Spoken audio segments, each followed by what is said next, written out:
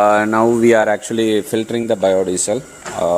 The biodiesel is coming from the the methanol separation tank, and then it's going to filtering the silica gel filter, and finally we are getting pure biodiesel is coming here.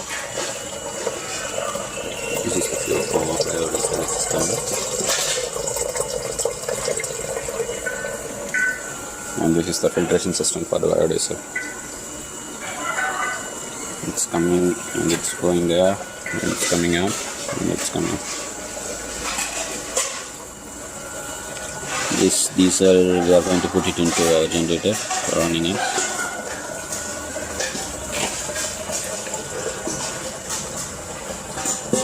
We are putting the biodiesel from the used cooking oil. This is the diesel, you can see, and there is VEERA Biodiesel, and we are just putting it